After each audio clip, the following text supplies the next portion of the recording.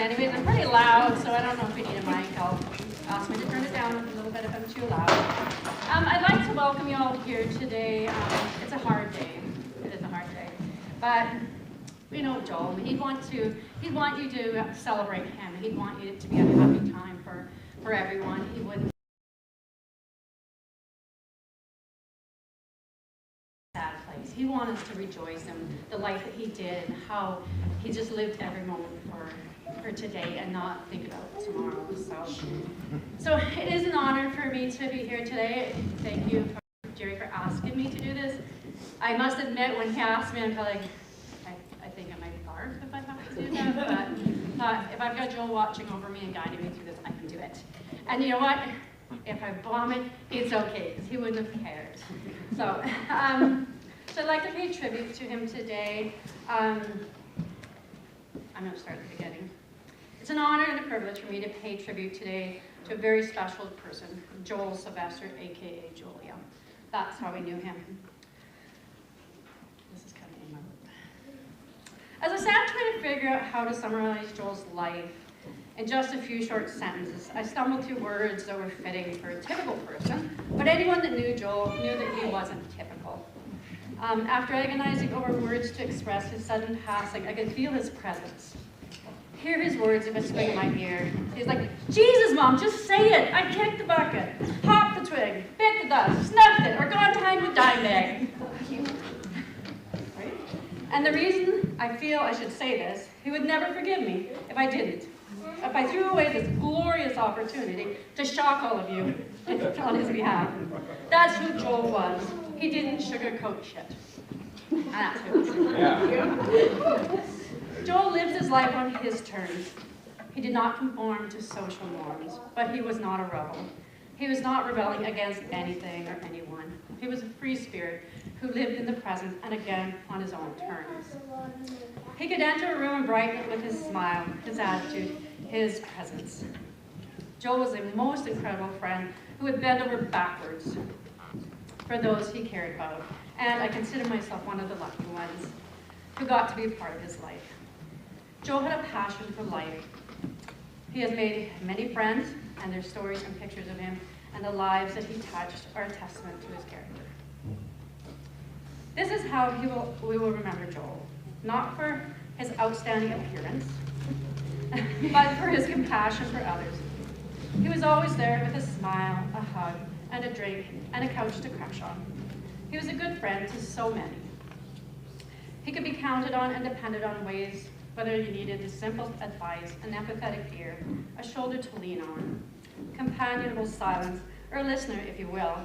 If all you wanted was to pass the time, he was your man, ready, steadfast, willing, and good, with good fun. Let's face it, Joel was pretty choosy when it came to picking his friends. I'm surprised some of you made the cut. And who could pull off a leopard print like Joel? I mean, if he were here today, he'd be like rocking and look head to toe, and he'd be judging us for not wearing the same. And I'm glad that some of you have dressed in his honor. Joel's been in our lives for many years, as he has been best friends with our son Brad since junior high. They were like Mutt and Jeff. Everywhere Joel went, Brad went too. Everywhere Brad went, Joel went too. What'd you guys do today? Well, we sat in the sheep pasture. What? Well, we're supervising the sheep. Can you supervise? Anyways, that's what they spend a lot of time doing. So they go. Big burly Brad and little skinny Joel. They formed a friendship that was carried them through the years. They worked together, played together, got in trouble together. We're almost married to each other and enjoys raising their sons together. They have a friendship bond that most will never experience in a lifetime. Joel loved his family. He was always excited for the holidays so he could spend time with his parents and his sister. When Chelsea moved back to Grimshaw, Joel was thrilled that he could be around to spend more time with his nieces and nephews, and they weren't so far away. When Oliver was born, Joel changed. He wanted more, to embrace every moment of being a father, to cherish the little moments, to make memories, and to be the best dad he could be. Oliver was his light, his reason to get up in the morning. his reason to keep going. Jolie is very sad to say goodbye, so we'll just say so long. The pages of your book will never be closed. We will remember you through the many special people, we will remember you through the many people still left behind, whose lives you touch so positively. You may not realize it, but you leave an amazing legacy behind, a beautiful, handsome, brilliant son. He is your legacy. Through him you leave this world a better place than when you found it. And for you, you have to be proud. Jolie, it is very hard to say goodbye, so we just say so long. At this time, I'm going to close with a poem. It's called When I'm Gone. When I'm gone, release me, let me go. I have so many things to see and do. You mustn't tie yourself to me with too many tears, but be thankful you had so many good years. I think we should do a high salute to Joel and metal. Yes!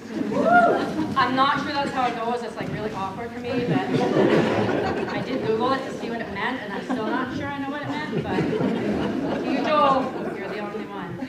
So I'm going to have Chelsea come up, and she's going to do a eulogy. Oh, there.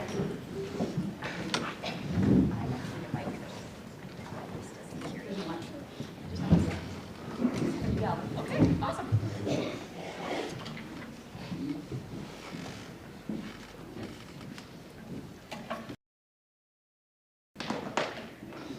So on June 28th, 1984, Jerry Allen Sylvester and Carol May Sylvester, now Dreyer,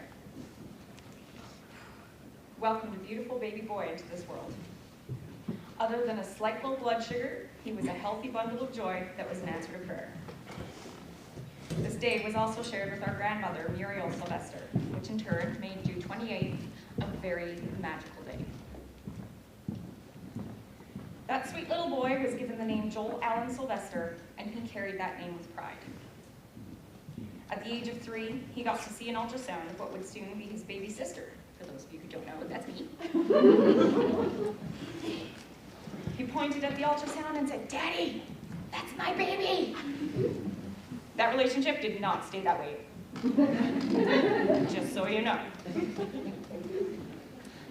Living in Parson, BC, there was lots to do and such dazzling scenery to do it in.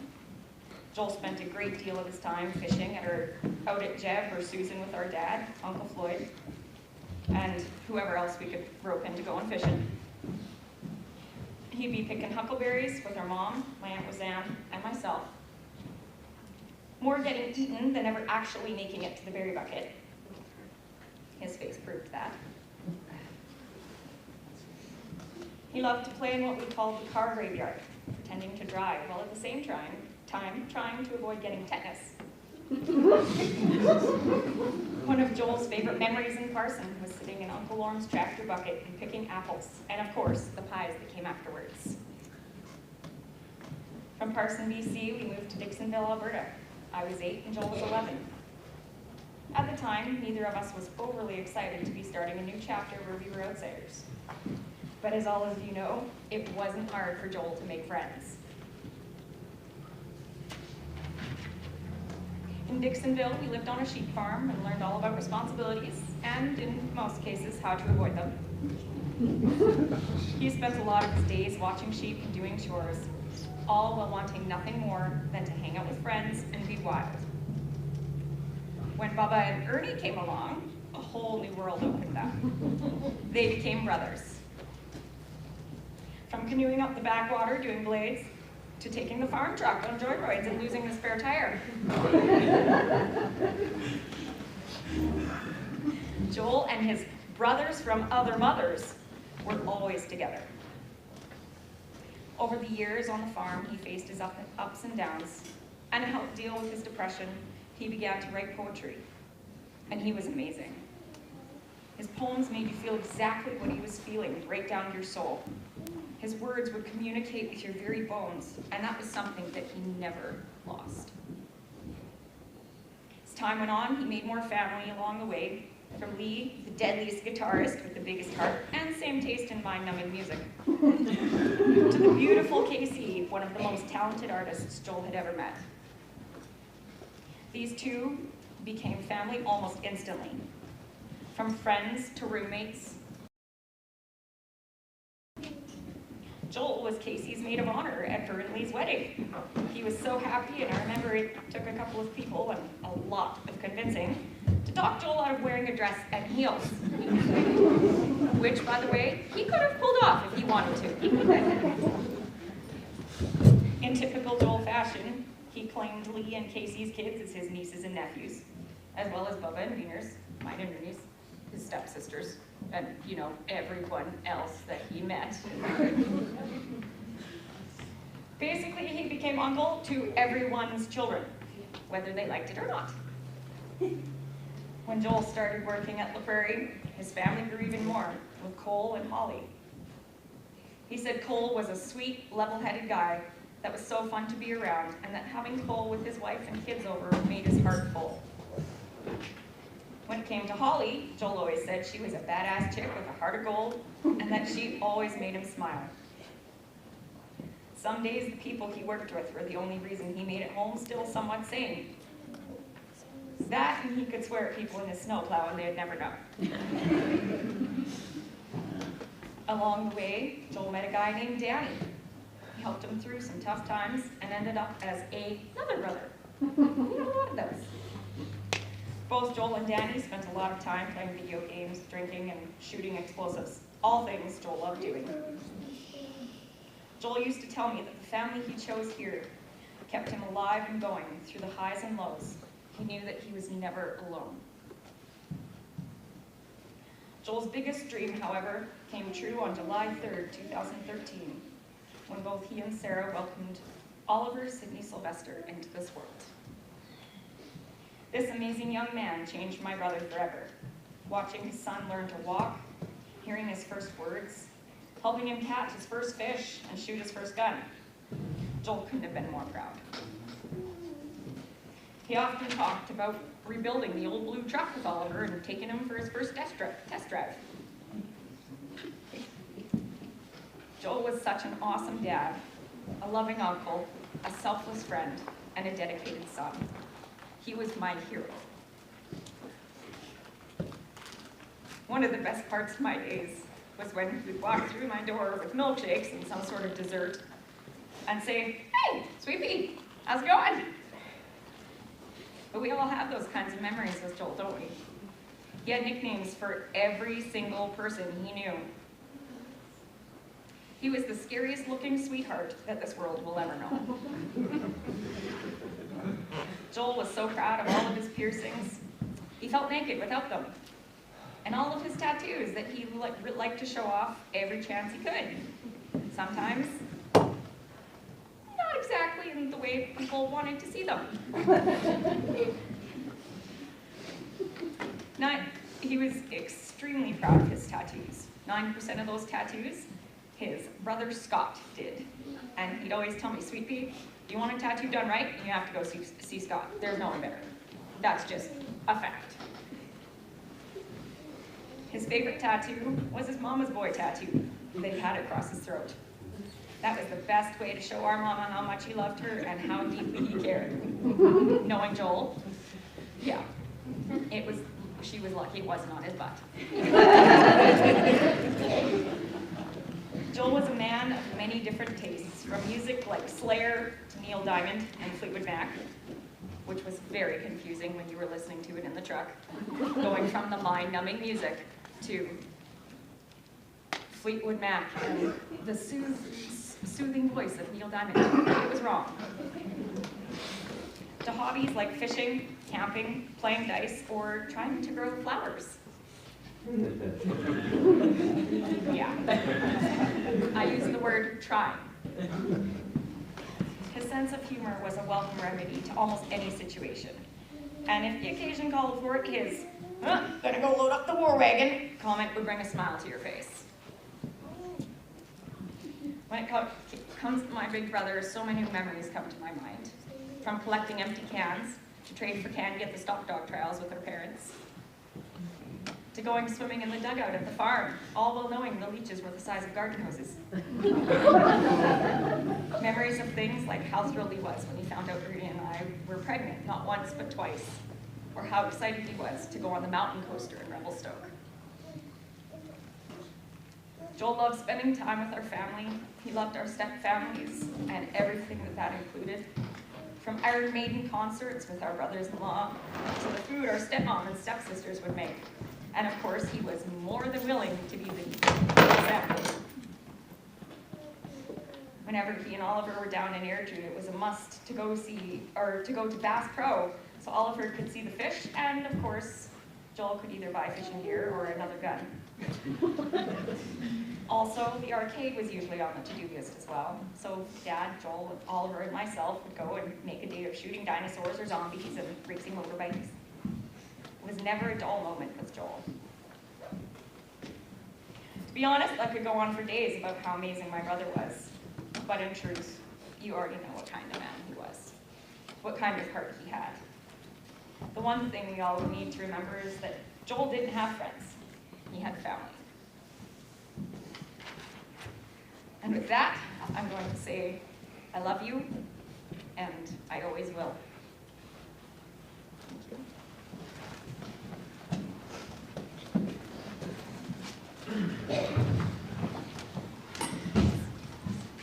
So we'll have, Jared, if you want to come and say something, and yeah, we should say that.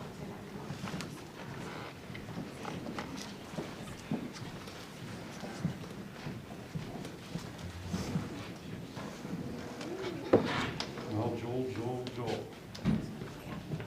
I guess the two words that come to mind with Joel is fire and water. Little boys are attracted to two things, and that's fire and water. And Joel is no exception. 32 years ago, I remember taking him up to a little lake up in the mountains. And he was out of the truck and over to the lake. He did a header into the lake, and we spent most of the rest of the time drying his clothes out over the campfire. So he got best of both worlds on that time.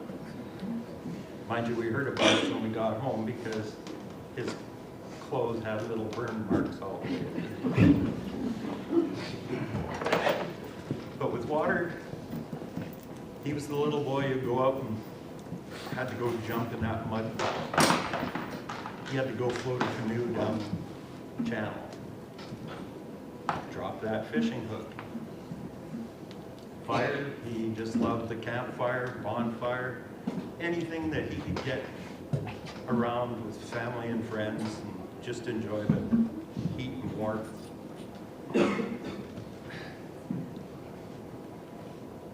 As it grew, his fire and water was still there. He had always wanting to drop that hook in for that elusive pike or that walleye.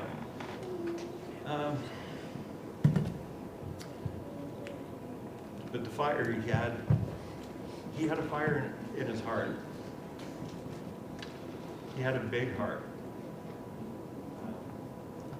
He always believed that other people deserved a second chance.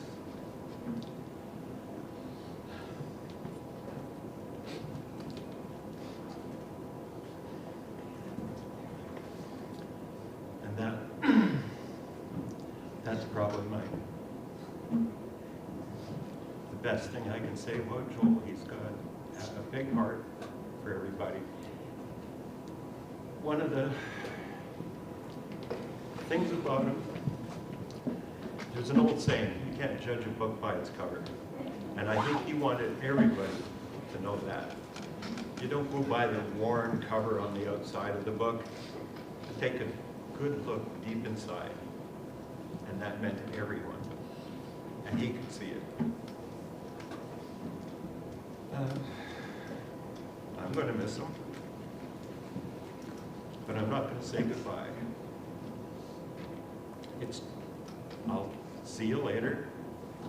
And until that time, I'm wishing you sunny skies, tight lines.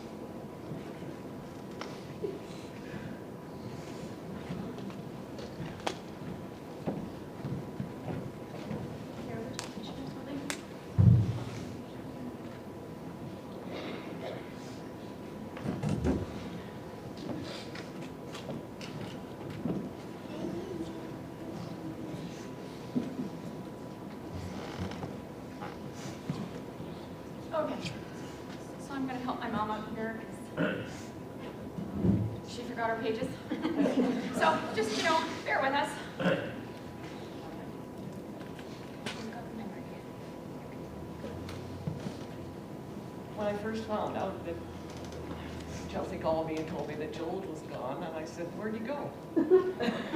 She said, "Mom, Joel's gone." "What do you mean, he's gone?"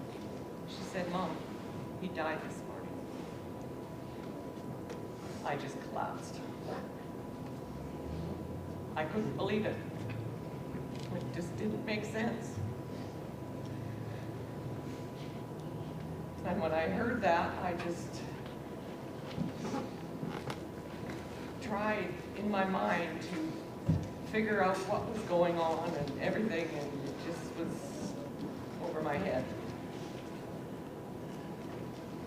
I grieved about it all day, cried a lot. When I went to bed that night, I couldn't sleep. And it just, I started to pray. I've known the Lord myself for a long time, and I know that Joel gave his heart to the Lord when he was a boy. And I said, "God, can you tell me where he is? Is he with you? I need to know. I need to know where he's at. Just say something or show me a picture." And he did. In my mind's eye, I saw a picture that God gave me. Jesus was sitting over here, and Joel was sitting at his feet. So I know where Joel is, and I know that I'll see him again. And I fell asleep immediately, woke up rested and comforted. And we go from there. I'm still getting used to the idea. Thank you. And I need Chelsea down with me.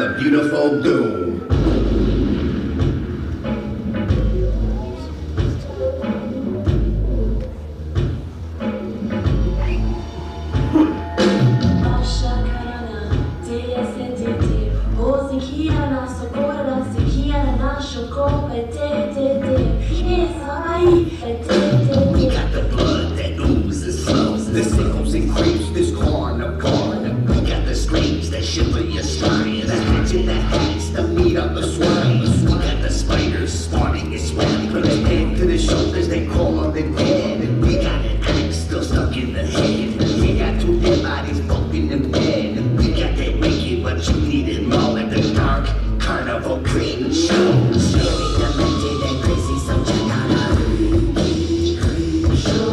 Landing in theory, and you wanna go to the creep show. Scary, demented, and crazy, so check out our creep show. Landing in theory, and you wanna go to the creep show. We got that thing for the smile we wear. We caught a witch, cut up her hair. We got the gloves that choke the neck. We got them sticks, the joke is dead. We got them drums, the demonic guitar. We got your lads, breath in the jar. We got the killers who stalk you down. Came on the scene, they chalk around. We got that terror you've been looking for at the dark carnival creep show. Scary, demented, and crazy, so check out our creep show. Landing in theory, and you wanna go to the creep show. Scary, demented, and crazy, so check out our creep show. Landing in theory, and you wanna go to the back to the big time, back to the cloud, back to the kid, let's be loud. Back to the temple, back to the lion, back to the acrobatics flying, babies crying, pain and skirt. Hey boy, I'm not ready with a beer, one to go. Breakfast in the front row, the clouds are back in time.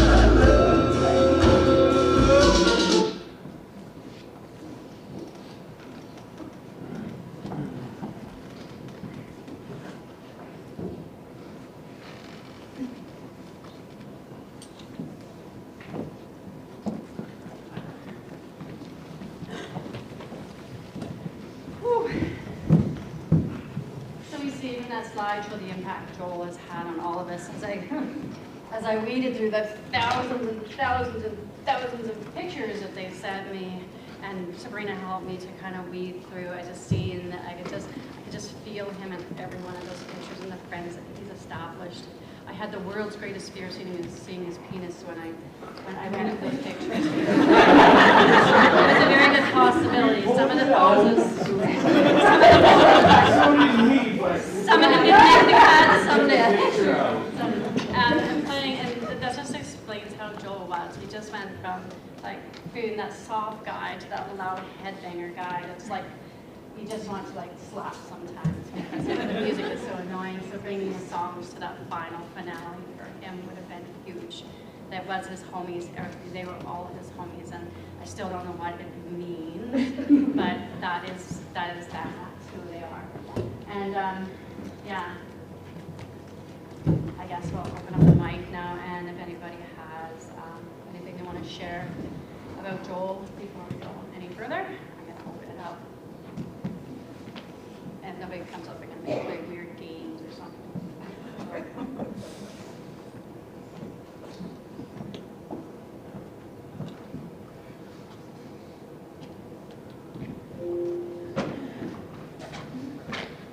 Afternoon, everybody.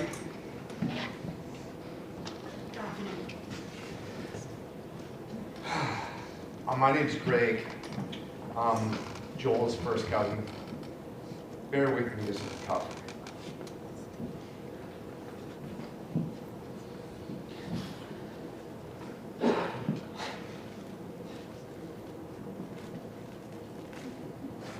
So I've known Joel since he was born. We lived in the cusp, and they lived in Golden, Parson, just outside of Golden. So we would go up to visit Auntie Carol and Uncle Jerry and spend a lot of time with them. So I got to know Joel since he was a baby and watch him grow into the amazing man that he became. And I'm better for it, like everybody here that got to know Joel as well. I remember watching Joel one day. He was getting dressed for church, and he was probably about the same size as Oliver is now, dressed in his Sunday school clothes. And I haven't forgot that picture.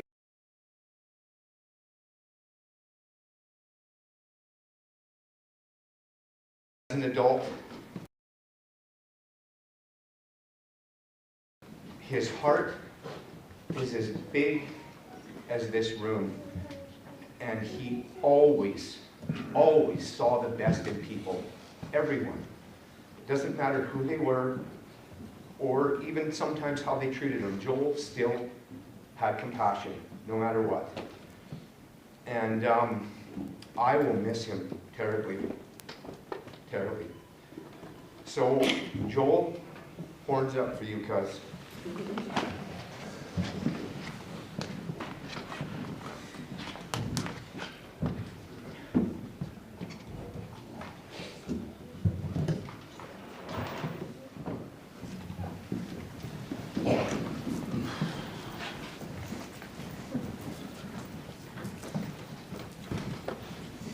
Hey guys, this is really hard, so take a minute.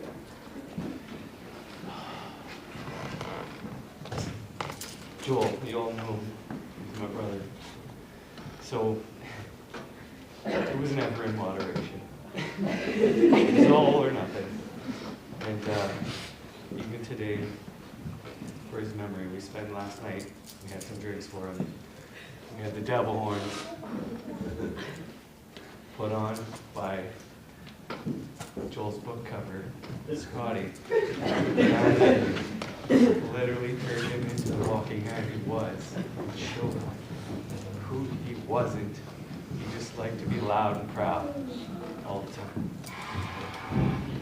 And when I was 12 years old, what the fuck is this kid wearing? Wool pants that are size 50 and legs down to his knees.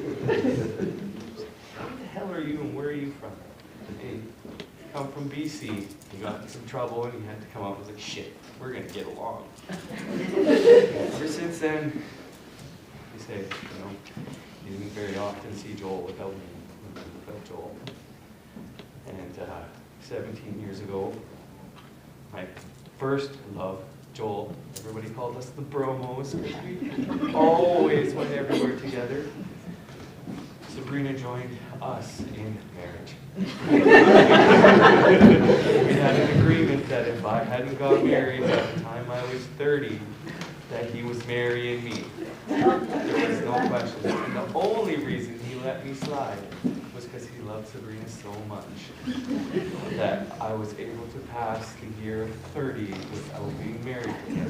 We had to have a conversation about it, and Sabrina was my second. It's just how he was, right? From laying on tattoo tables to sitting in fishing ponds, children to men. We're gonna miss him, motherfucker. I could spend hours up here, guys. I really just want to tell you guys, we love him. Glad everybody else got to meet him, show their love for him.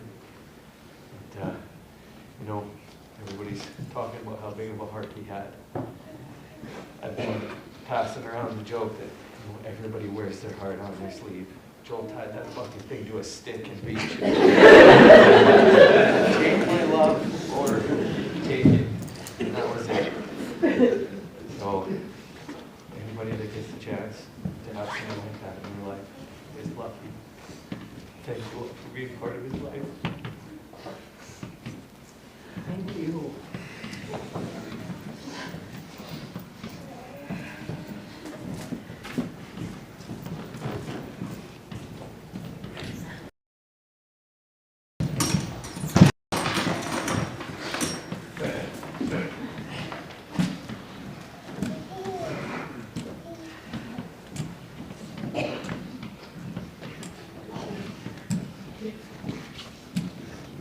Hi everyone, my name is Allie, and I had the pleasure of meeting Danny Mac, Bubba, Beener a little bit later on, and Joel. And we worked for Deccan, and we were working on the Harmon Valley Road. Now those boys can tell you, I was probably one of the oldest in the crew, but they welcomed me with open arms. And I'm blessed I've been blessed since the day I got to meet the crew. But there was one day, because I was very particular about my truck, but there was one day we were told the boss was heading to Peace River. And Joel was running the quad, seeding, doing reclamation, and it was coffee time. So he pulls up beside my truck, and he looks at me. Now, we all know, because we're all friends with Joel, what we all do to pass our time together. I don't need to say that, do I? So he looks at me.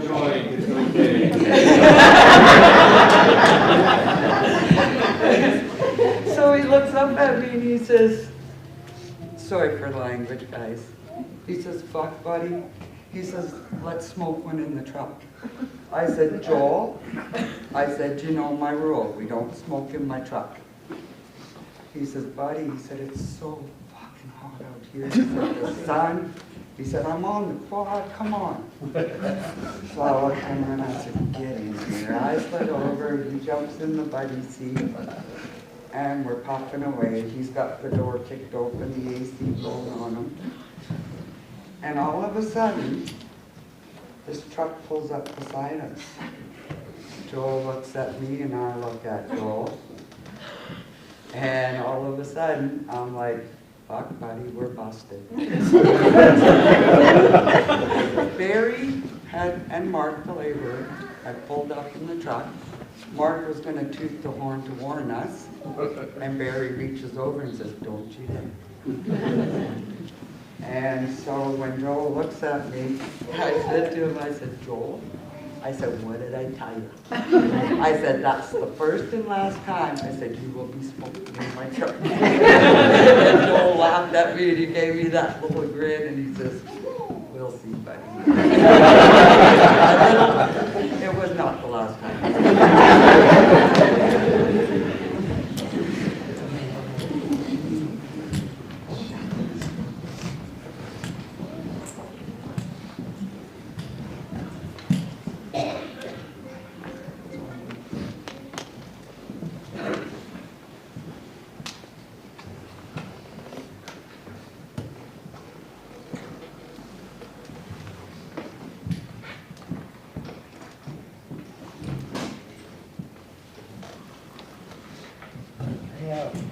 I didn't recognize you, man.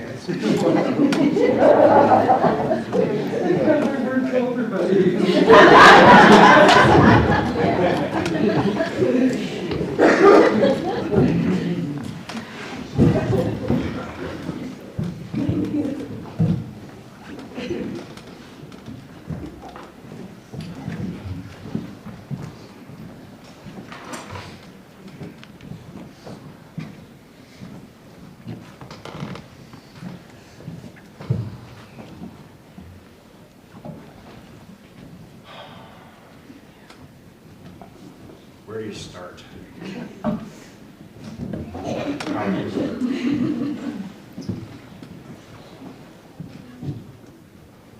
When I was 19, I got in a bike accident. When Roma Drive was, had that nice crazy corner on it. And so I was in the hospital only the one night. And I had an IV pole stuck to me, and I was in a gown and whatever, and I was like, man, I need to smoke. Just lying in bed doing nothing. I was fine. I was bruised and scraped up a bit, but that was it. And I walk outside, and I met Joel. That's where I met Joel, was outside the Grimshaw Hospital. And I walk out there, and there's these two punk kids skateboarding on the sidewalk, and spitting on the signs. And so I stood there and watched him and lit my smoke, and Joel looked at me and was like, hey buddy, got one of those? Yeah, okay. So I gave him smoke, and You know, I don't remember the specific conversation we had, but it was definitely an impression. And you know, it just happened. You know, I got to know his name, and that was it. And then as time went on, it wasn't too long after that, he just happened to start hanging out with my friends. I was like, hey, I remember you. Yeah, that's right.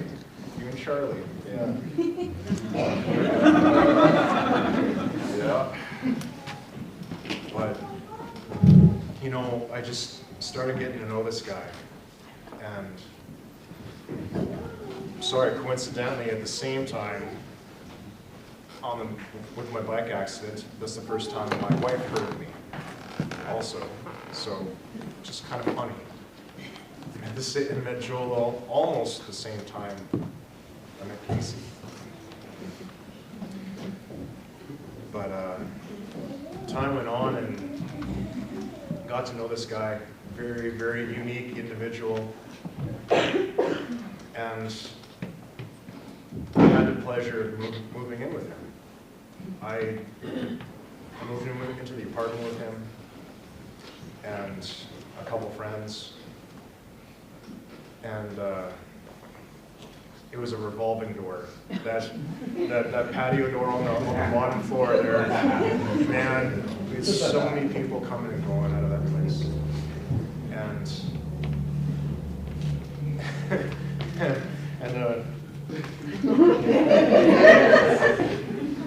you couldn't see the floor. You'd walk in and it was a carpet of porno.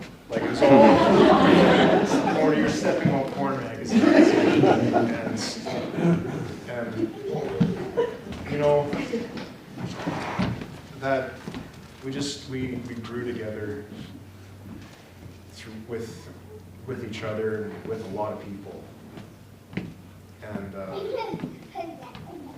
got to be really close in many ways.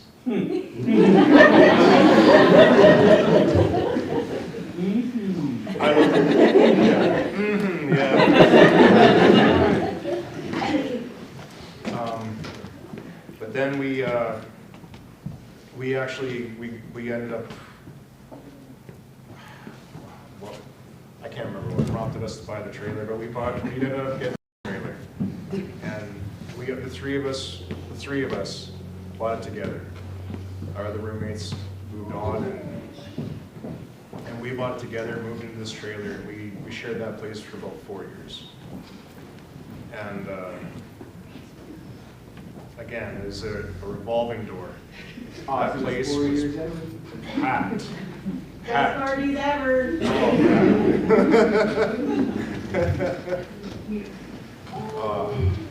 I had my little corner with my guitar in my hand, and Joel would grab that mic and he'd scream Godsmack. And we played the same 3 or 4 songs so many times. But man, we had a lot of fun. We had a lot of fun.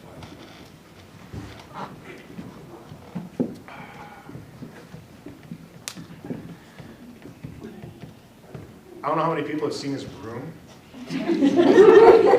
Okay, you've seen his room, yeah. Just the wardrobe in that closet. I've never met a person, not one other person that can rock anything. Anything. He could wear anything. He would have rocked that dress. He made everything look amazing. If we ask Jen, she might still have one.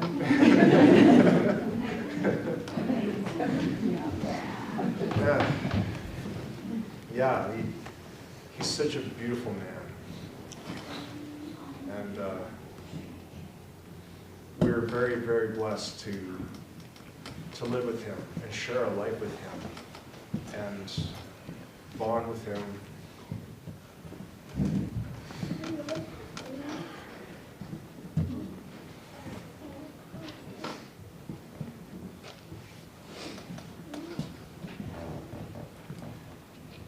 had a lot of firsts with him. Good and bad. No, I would like to read some scripture, if you don't mind. It's Ecclesiastes chapter 3. There is a time for everything, and a season for every activity under the heavens.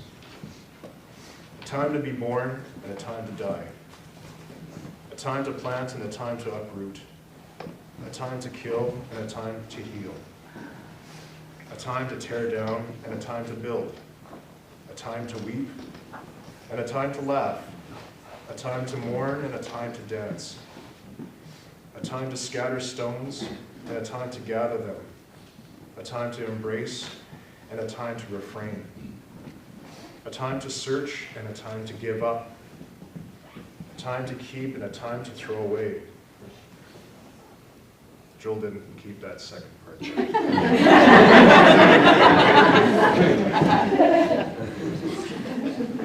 A time to tear and a time to mend. A time to be silent and a time to speak. A time to love and a time to hate. A time for war and a time for peace. What do workers gain from their toil? I've seen the burden God has laid on the human race. He has made everything beautiful in its time. He has also set eternity in the human heart. Yet no one can fathom what God has done from beginning to end.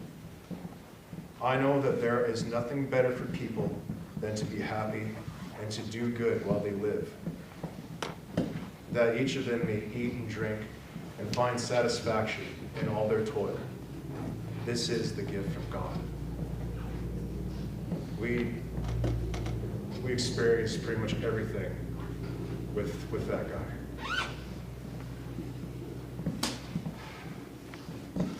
So many firsts.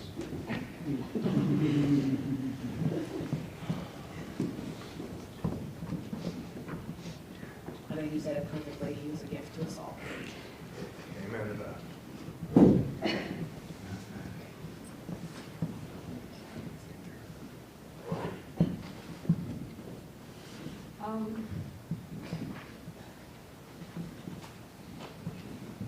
I don't really want to be up here. I didn't really like being put in a position where I had to talk in front of people.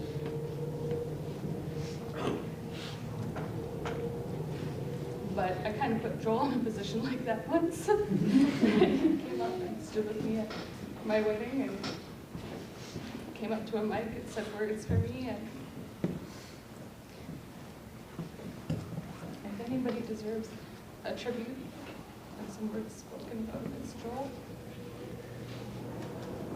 He said we experienced a lot together. We lived together straight from high school till through marriage and until we were expecting our first child. And that little trailer that so many of you were going to fit into just didn't have another room for a baby. So at that time we had to find a space for a baby, and we asked Joel if he would come with us. But it was out of town, and he was dedicated to his job, as a lot of you guys have heard. And so he stayed in the trailer. But we were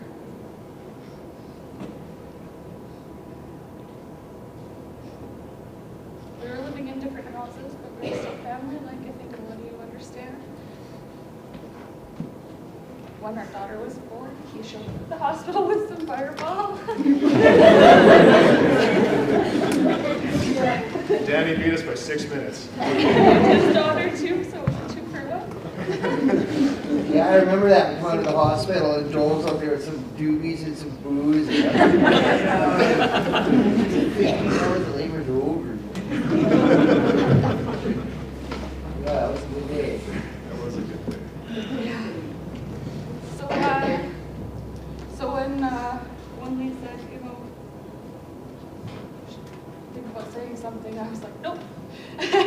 No, I don't want to do that. But then, you know, you spend up nights thinking, and all you can do is think about all the times that you shared and all the things that you did together.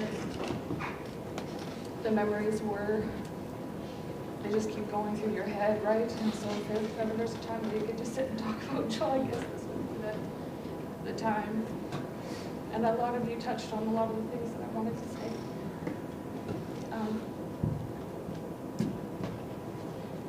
You can't sum up Joel. You can't. It's like you said, how did you put it? He didn't conform, but he wasn't a rebel. You know? And he wasn't shy about his non-conformity. You know? There were times where he would just proudly display anything that, you know, Mama's boy tattooed across his neck, right? People were like, really? He's like, you know, and like set Fleetwood Mac. Yep. He was brilliant, and he just lived everything that brought him joy. He collected everything. I was like, he was kind of like a raven, you know? It was like, oh, shine, hey, bring it home. Anything, rocks or chains or apparently animals. Not all of them are alive.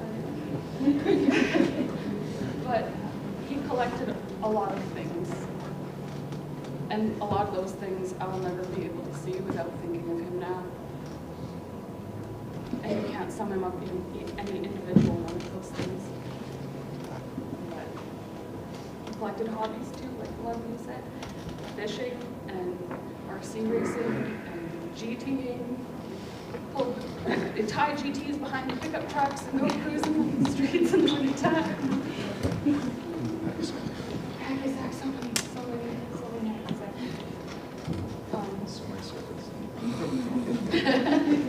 The landlord had to replant the grass. Yeah, but he collected people too. Everywhere he went, he collected people. You know, like I don't even know how I ended up living with Joel. I just needed a place, and then I was living there.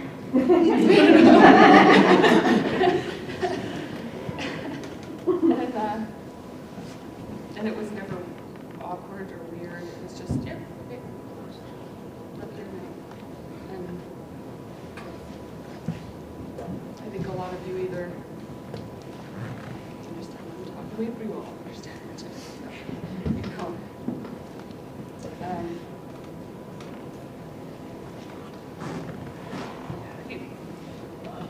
He went all in, like somebody said, he went all in collecting his things, all in collecting his hobbies, all in loving his people.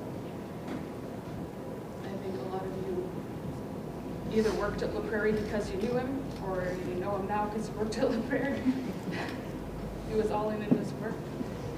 He took a lot of pride in taking care of the roads and creating communities safe for us.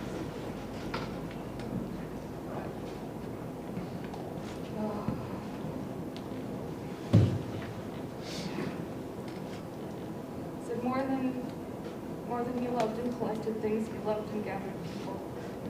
He didn't do anything alone.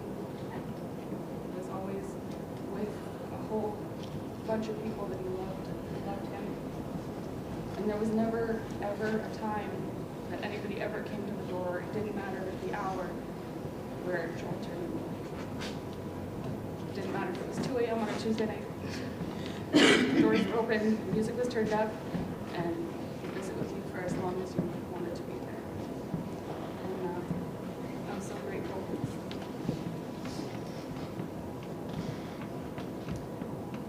But I think the one thing that I wanted to say after this, I didn't, I'm rambling, sorry, I don't feel comfortable up here. Like what you were saying, he loved the kids. He was uncle to everybody's kids. He would get on the little springy toys at the park, and he'd shoot down the slide, and be in the leaves, and he loved everybody's kids more than anything. And He loved you more than anything else in the entire world. He called us a lot of things. He called us, you know, dude and buddy and go. But after you were born, he called us auntie.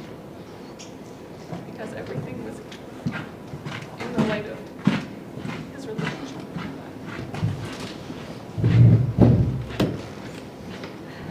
So he was absolutely over the moon to be a dad. It was the biggest and most important thing in his life, and it was the thing that kept him going every single day. And he was ever more proud of anything in his whole life. And he was brilliant, and he was beautiful. And like things that are usually that way, he was gone too soon. So thank you.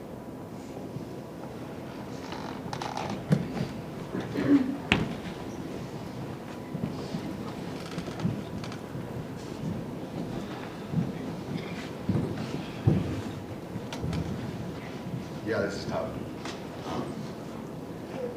It's really tough. Yeah, I just wanted to say I'm really grateful that I was part of Joel's family.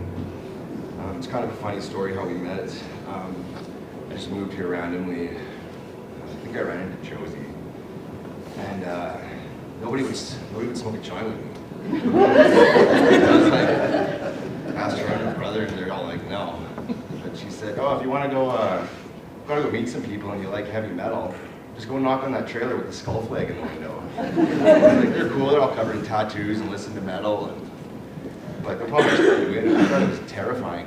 Just go knock on these guys' door, like some big dude with tattoos. Little did I know, if I just went and knocked on the door and told him I loved metal and asked Joel if he wanted to match, he probably would just hug me right there, a stranger. But yeah, I'm glad that he was really selective about his friends. And I think the last thing he said to me, he'd always finish on the phone by saying, I love you, buddy. And you kind of take it for granted. But it kind of gives me a lot of peace that that's the last thing that he said to me. And it means a lot, actually. So make sure you tell people that you love them, because you never know when they're going to be gone. It's really tragic. There's a reason we love your dad so much, Aldi. And he's an awesome dude. We love you so much too, man. And you got his blood. That means a lot. Thank you.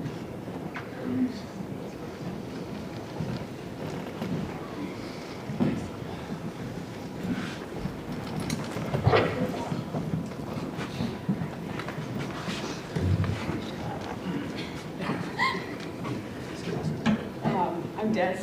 This is Scott. This is my beautiful wife. If it wasn't for Joel, we never would have met. That fucker started firing me for piercing. He gave me my first tools. I finally fixed his bridge piercing when we met. And it was all getting in, and I was like, Joel, come here. Let's go fix this. Joel Gold was nuts. Yeah. Oliver, you were the lightest thing. All we saw was videos of you shooting your guns and blowing up your generator, and your dad spoke of you so very highly. You can be very, very proud of the dad you had, because he loved you endlessly. Big inspiration in all of our lives. Till we meet again, brother. Yeah, to Joel.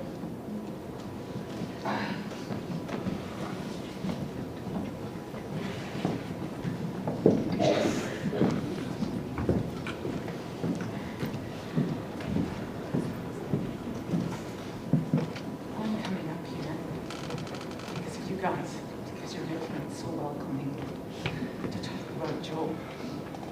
I met Jerry in 2003, and about 6 months after I met Jerry, I met Jesse and their daughter. And Jerry kept saying, when you get to meet Joel, he's going to be a little different.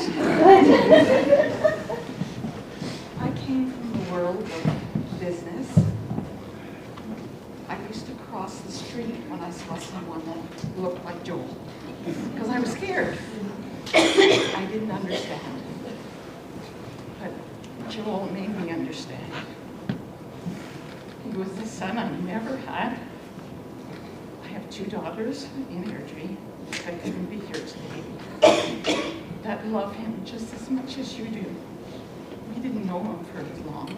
I knew Joel for 18 years. And we talked on the phone all the time. Whether Jerry was home or not, we would talk, and he was so excited when something became legal, because I said, one day I will try that with you. I trust you. I will miss him so much. It was an honor to know him, and I just love him so much. Thanks.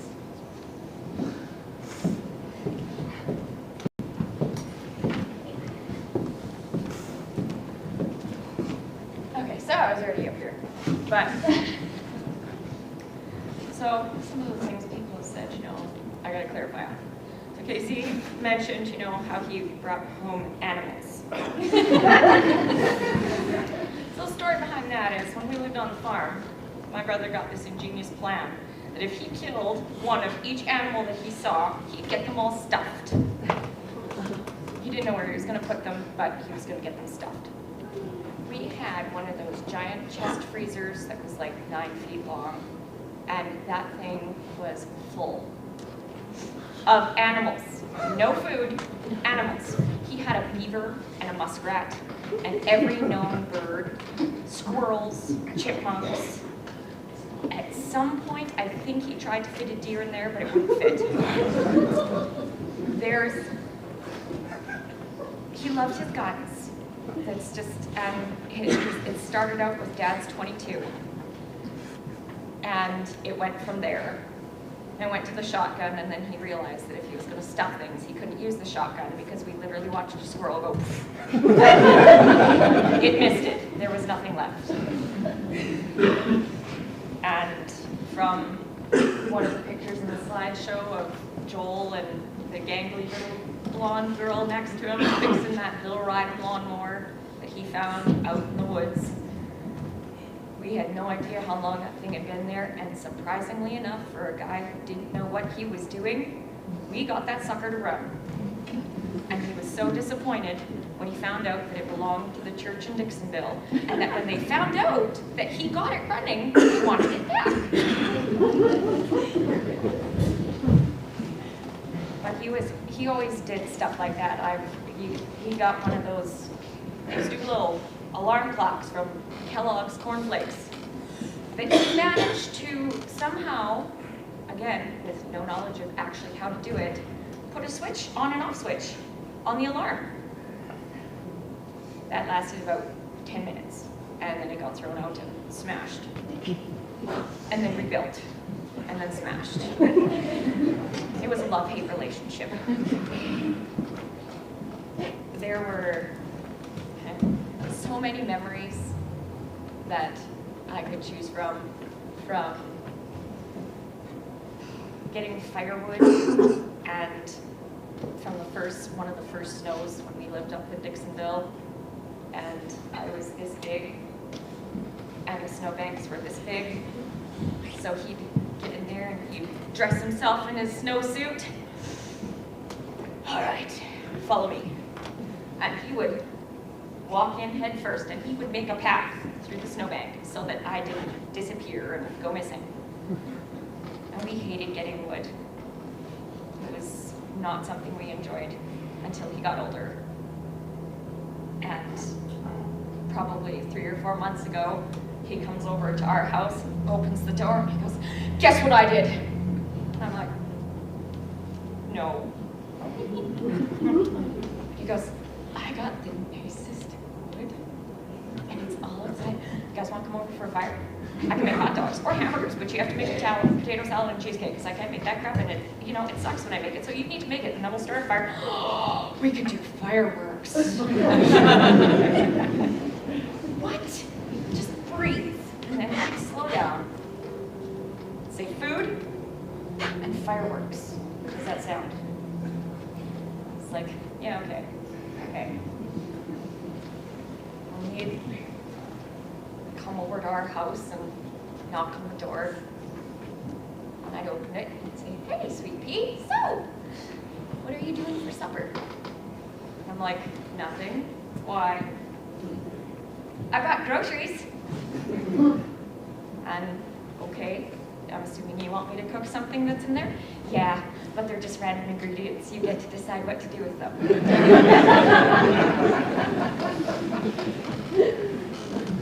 All right, love you too. He had so many little quirks that just were amazing. The last time that, actually the last 2 times that I had to stand up in this situation, one of them didn't end so well because I got very, very drunk. That was his wedding. And I was sick for probably a good week afterwards, and it was awful.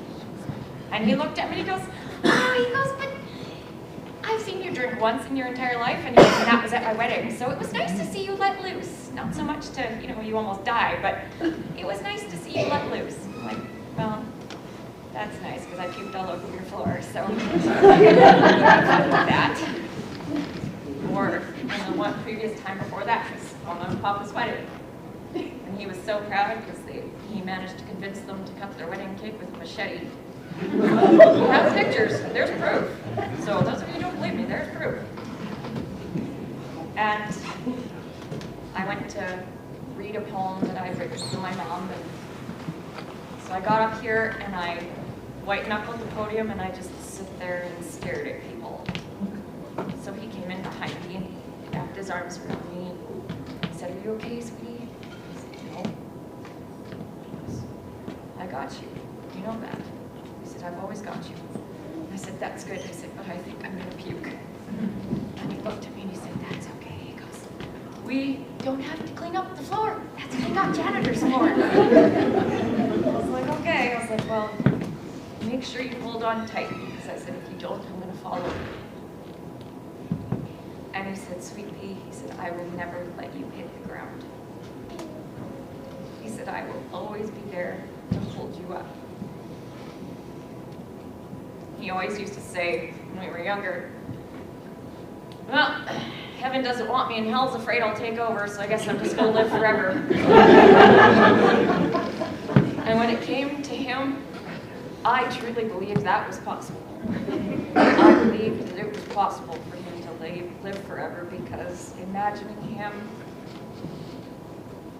not in this world was not something that I could ever do. And in true style, he, forced that on my hand too, because I'm gonna make you uncomfortable. You'll get over it, it'll make you stronger. And it does, though. He had that about him, that he could push you and you'd be mad at him and you'd swear at him. You'd just give him the death glare. And he'd smile at you and go, you still love me, it's okay. And that is something that I will never forget. He's the reason I'm with the man I am with. He's the reason that we have 2 beautiful children. I met Ernie when I was 11 years old through Joel. And I was bound and determined when I was 11 that I was going to marry him then. Still hasn't happened, but it will. He said yes. But Joel had that magic of being able to bring people together, even if he didn't know how he was bringing people together. He just could do that without even trying. And our children will grow up knowing exactly who their Uncle Joel was. And we are going to remind Oliver every single day how much his daddy loved him and how much we love him. And that's all we can do for Joel now, is just raise our kids, letting them know what kind of man loved them, but had to say goodbye.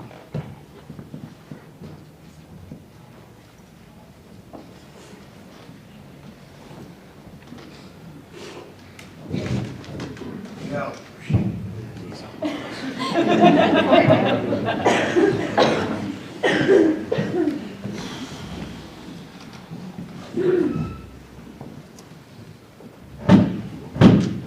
Joel, I was saying earlier, I can remember the moment I met Joel, you know. Can't remember the very minute you meet everybody. You were standing beside him, I remember that. It's about 20 years ago, you know. And he really doesn't really look much different, really. Where to go with that? Yeah, we were good friends right off the bat. I lived in the apartment above him, so we didn't have to worry about the noise. I think Bubba was on the other side. I was upstairs. I forget who the other guys were, but they didn't complain. Yeah, it was good times. Yeah, it really was. Yeah. We did this big banging on the floor, bang, bang, bang on my floor, and I meant, you know, get down here, you know. Yeah, we worked together lots. You know, I spent almost a year in the same room with him at camp. Never so much as even had an argument with the guy. I mean, yeah, he was just everybody's funeral, right? He's a good guy and this and that, but he was really a great guy. Fuck.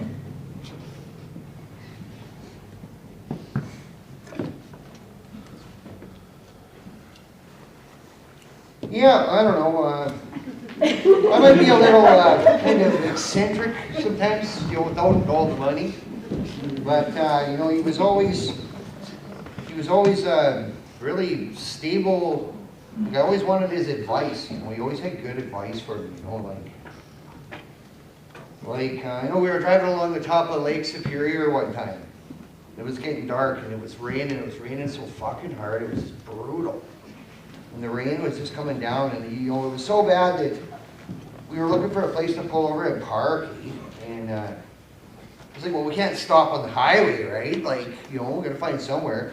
So we ended up getting to where we were going, and for the night there, I can't remember where we stayed, somewhere. But in the morning, we stopped at the gas station. So I'm waiting for him. He comes out, and he's got 2 windshield wipers. He gives them to me and he goes, and we're not moving till we put them on. I was like, yeah, man, that's a great idea. Shit. Yeah.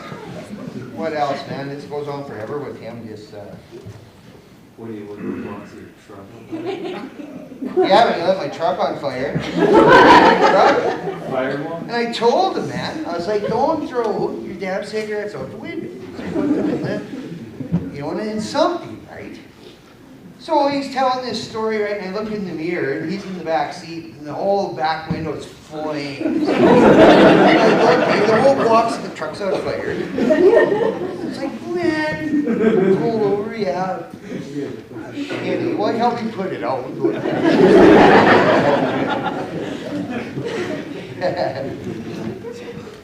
Yeah, he liked explosives. He really liked guns. I used to bring him over this explosives all the time. And Oliver, he'd come out with us, and yeah, we used to have lots of fun shooting. And you know, I got a lot of vehicles, like lots. Some of them I could afford to, you know, blow up even if they still run. You know, I just packed some explosives on the car, and we were shooting at it, couldn't hit that thing.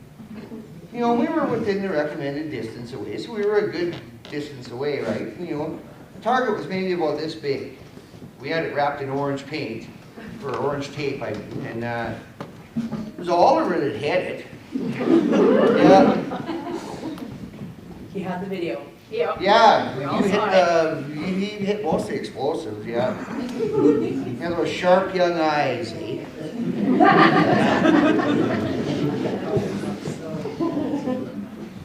Yeah, good times, yeah. And, we enjoyed lots of the same stuff. I know me and Oliver and Joel went fishing lots and four-wheeling and blowing stuff up and shooting and playing video games and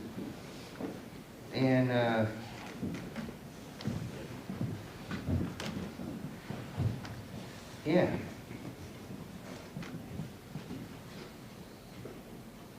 Really gonna miss my friend. My friend.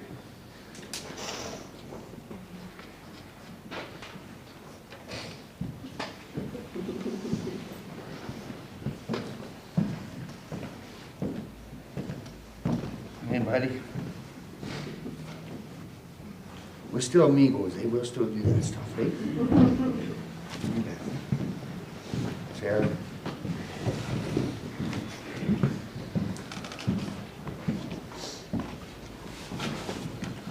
Start, guys. I've had the privilege of knowing Joel now for 4 or 5 years. I've never met anybody more pure and just calm.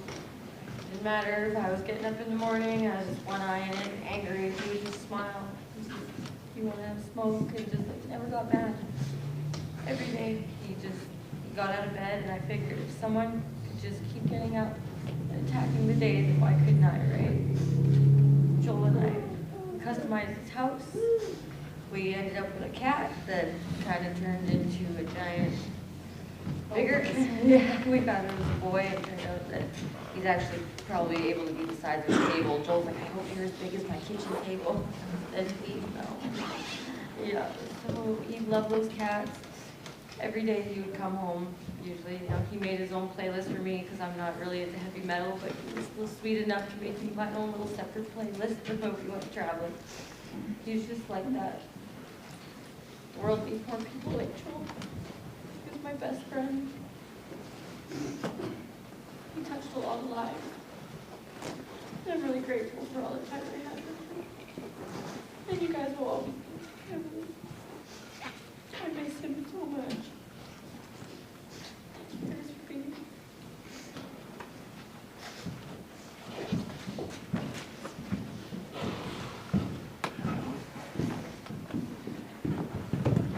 Want it?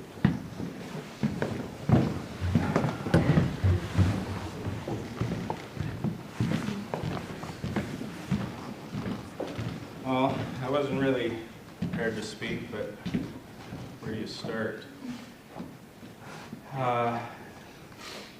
You know, Joel didn't really have any friends.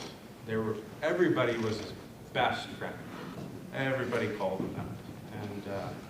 And well, from the beginning, I met Joel when I was 15. I probably walked the whole town of Grimshaw looking for a bag of weed. I couldn't find any weed anywhere, so a buddy took me to this apartment, revolving door. I ended up in and out of that revolving door quite a bit. I think I sat on Danny sleeping on the couch. And, we were there a lot. I was there a lot, and then he started working for La Prairie, and a lot of people bugged me to go there. I got a job there and realized Joel was there, and Brad and Ernie, and you know, and we still work together right to the end. So many memories, you know, especially with him being diabetic. That was, you know, he had some years where he was up and down, you know, and it's scary. Like a person gets low blood sugar, but you can laugh about it after. You know, times where he would get angry, you know, he would start flipping you off, and you knew it was like, hey buddy, you need to check that. Or driving with a laborer, and a laborer calls me, he says, Joel's high on drugs and he ain't sharing. I'm trying to process this, but you know, he's diabetic, he's not on drugs, and if he probably was, he probably would share. You know, at work, we're good friends, and after work we spent a lot of time together, even right to the move to another revolving door in the trailer, right? And you know, work, there's so many memories. Like one of my favorites is, I can't even remember where we were. We were out in the middle of nowhere flagging, and it was hot out. We weren't prepared. We run out of fluids, run out of food, and we ripped the truck apart looking for something to drink, and he reaches in his backpack, and in the bottom is this little thing of 5 Alive he'd pack around with him for emergencies, and he pulls it up, and we realize the seal's cracked. We don't know how long it's been in there. And he pops it open, and it's fizzing, it's bubbling, it's spewing over, it's alcohol. We smelled it, and we're like, shit. You know, it's the only thing to drink, so, you know, we accidentally got drunk at work. We ended up sharing it and slamming it, and it was like moonshine. It was pretty harsh stuff. I could go on all day about all the funny things we did, but yeah, I'm really gonna miss that guy.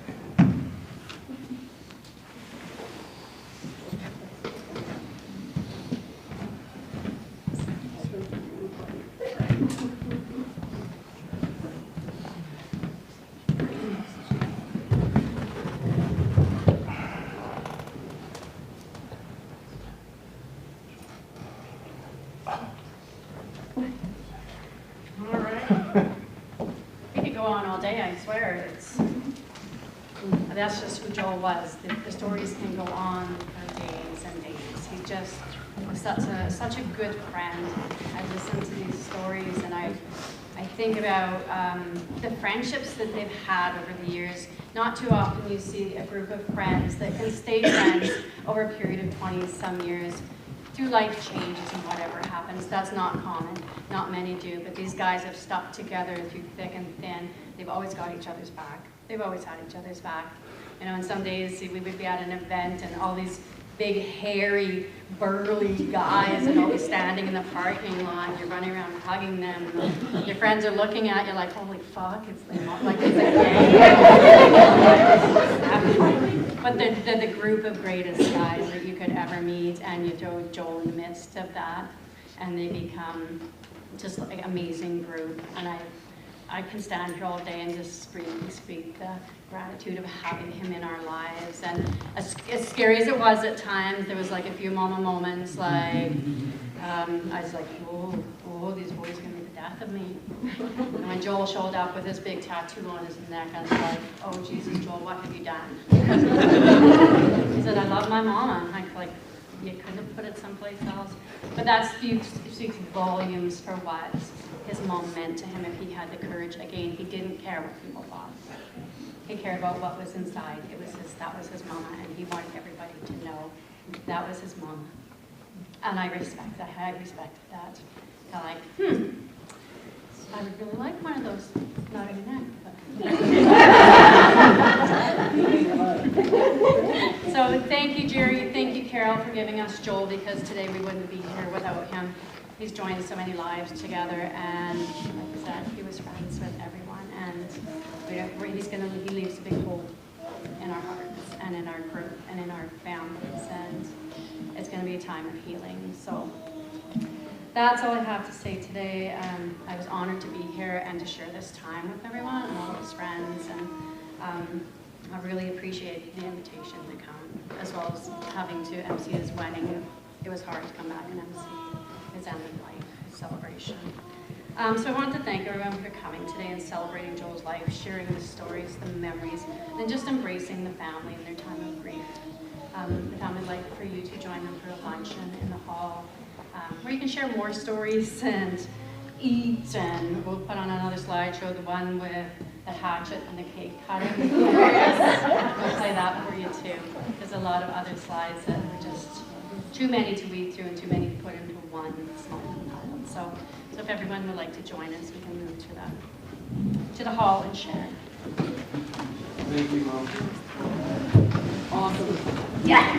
And I do know what that means now.